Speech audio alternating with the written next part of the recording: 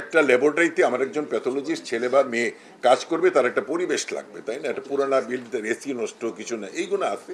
এগুলো নিয়ে আমি পরিচালক মহোদয়ের সাথে কথা বলছি। রিপোর্ট করতে যে পেয়েছি যে অবৈধভাবে আসলে বিভিন্ন বিউটি পার্লারে বর্তমানে বোটক্স একটি ট্রিটমেন্ট, যেটা আসলে ডাক্তার ছাড়া অন্য কেউ করতে পারবে না, সেই ট্রিটমেন্টটি বিউটি পার্লারের নন মেডিকেল পার্সন আসলে ট্রিটমেন্টটি করছে, এবং এর ফলে ভিক্টিমাইজ হচ্ছে সাধারণ মানুষ, যারা হচ্ছে মুখ একজনের বেঁকে গিয়েছেন, আমি এরকম কেসও পেয়েছি। নাকও হচ্ছে মানে তার মধ্যে কি বলবো পচনশীল পুজ টাইপের হয়েছে। তো এরকম অবস্থাও কিন্তু আছে। তো তাদের বিরুদ্ধে আপনাদের আসলে নজরদারি আছে কিনা তাদের উপর, এবং পদক্ষেপ কি নেবেন যদি মানে সমস্যা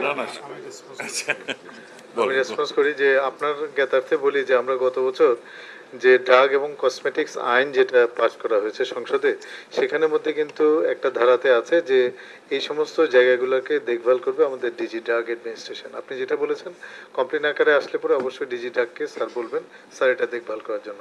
তো আমি বলবো যে আপনাদেরকে আজকের পরিদর্শন এবং এই মেডিকেল কলেজ বিষয়ক ব্যাপারে যদি আপনারা প্রশ্ন করেন তাহলে পরে সেটা ভালো হবে। জি, ধন্যবাদ। আমি দেখবো, ও যখন বলছে কথাটা আমি দেখবো, আমি ডেফিনেটলি দেখবো, কারণ বটক্স করার ক্ষমতা আমাদের লিটু জানে যে আমরা, তারপরে আমার প্লাস্টিক সার্জন যারা আছে তারা বটক্স করে।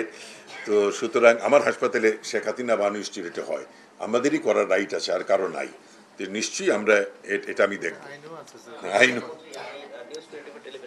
আপনি পরিচয়টা দেন। আমার সুমন, আমি নিউজ 24 টেলিভিশন থেকে এসেছি। জি বলেন। আপনি তো এই হাসপাতালে বিভিন্ন ওয়ার্ড ঘুরে দেখলেন, কোনো অসঙ্গতি পেয়েছেন কিনা? কোনো অসঙ্গতি পাইনি। আমি তো আমার বক্তৃতায় বলছি যে পরিবেশে তারা কাজ করছে, এখানে অসঙ্গতি খোঁজার কোনো স্কোপ নাই। কারণ এই মাটিতে রুগী, আপনারা দেখেন আজকে মাটিতে রুগী রেখে যেভাবে কাজ করে, আমি তো নিজে ডাক্তার, আমিও তো হাসপাতালে কাজ করছি আমাদের আমলে, কিন্তু এইভাবে কাজ করার পরে অসঙ্গতি বলতে আমার এখন এটা আমি কাউকে তো দোষ দিতে পারি না, জায়গা নাই। এগুলো যদি ওনাদের এখানে আরও অনেক কিছু মানে পুরানা হয়ে গেছে, যেমন ল্যাবরেটরিতে গেছি, ল্যাবরেটরির রুমটাই পুরানা, সেটা যদি এই পরিবেশটাকে আমাকে তাড়াতাড়ি ভালো করতে হবে। এই ধরনের কিছু অসঙ্গতি আছে যেগুলো মানে কাজের পরিবেশটা ঠিক করা। একটা ল্যাবরেটরিতে আমার একজন প্যাথোলজিস্ট ছেলে বা মেয়ে কাজ করবে, তার একটা পরিবেশ লাগবে, তাই না? একটা পুরানা বিল্ডিং, এসি নষ্ট কিছু না, এইগুলো আছে। এগুলো নিয়ে আমি পরিচালক মহোদয়ের সাথে কথা বলছি। তবে আমি মনে করি পুরাতন বিল্ডিংয়ে নতুন করে কিছু করার কতটুকু আছে, তাও কিছু একটা করতে হবে, যত দ্রুত আমরা কাজগুলো করি। ধন্যবাদ। আমি ঐশী, যমুনা টেলিভিশন থেকে।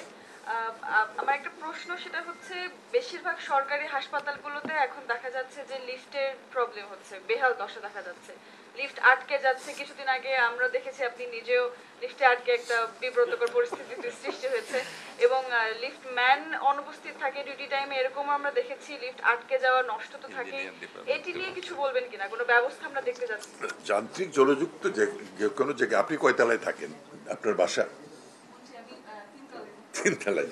তো আমি যখন এই এখন তো মন্ত্রী হওয়ার পরে মন্ত্রীপাড়ায় থাকি, আগে যখন বাসায় থাকতাম তখনও কিন্তু মাঝে মাঝে দু একবার লিফট আটকাতো। এটা একটা যান্ত্রিক, তবে এটা মনিটর করা উচিত। এটা যেটা লিফটম্যান এবং লিফটটাকে সার্ভিসিং ঠিক করা হয় কিনা, এটা একটা সমস্যা আমি জানি। এটা প্রত্যেকটা হাসপাতালেই আমি দেখছি, হাসপাতালের লিফটগুলো অন্তত সচল এবং সুন্দর রাখা উচিত, কারণ আমরা রুগীরা ক্যারি করা হয়, ডাক্তারদের করা হয়। আমি এ ব্যাপারে পিডাব্লিউ এবং এইচএডিকে নির্দেশ দিব, তারা জন্য এই লিফটগুলোকে মানে দুইটা জিনিস, একটা হচ্ছে লিফট আর একটা হচ্ছে ফায়ার এক্সটিংগুইশার, এই দুইটা খুব জরুরিভাবে এবং গুরুত্ব সহকারে দেখতে হবে। ঠিক আছে।